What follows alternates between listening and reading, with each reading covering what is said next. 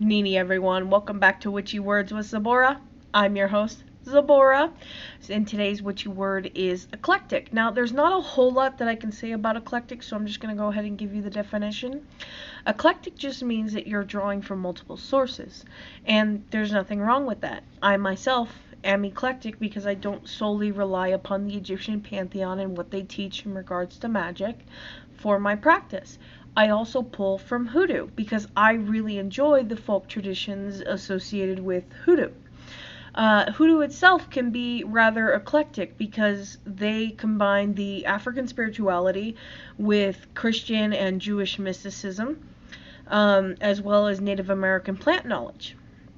There's also some European traditions thrown in there occasionally, but the tradition of hoodoo seems very eclectic because it's built upon multiple things. So, again, nothing wrong with being eclectic.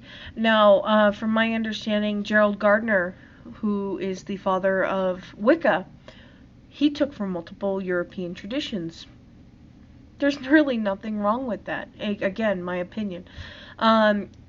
You can be respectful, though, when it comes to eclecticism, and that's kind of something that I do notice, is that a lot of people just take a surface knowledge and they want to throw it in with their practice, which, okay, fine. I mean, the whole point of being a solitaire is that you don't have anyone that you answer to. But if you really respect and want to learn about the culture, then it is my opinion that you study it and you really understand like the traditions associated with it. So if you want to worship or work with Santissima, who is Saint Death in the Catholic Mexican tradition, then I would suggest you get to know her by studying the culture around her.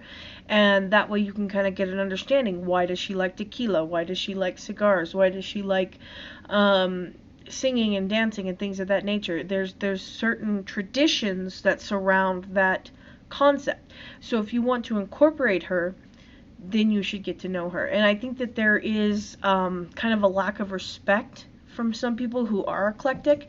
They just like to take the surface knowledge without actually getting to know the elements behind that knowledge. So, yeah. I'm sorry. I've had some stuff to drink. So yeah, that's just kind of my little rant about eclecticism. You can be eclectic. There's nothing wrong with being eclectic, but my suggestion is that you do an in-depth study on anything that you want to incorporate into your practice, because if you don't know what you're doing, then how can you really call it effective? You really should understand the practice and the stuff that you're taking from in order to use it.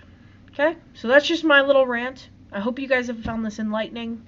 That's it for tonight. Sanate.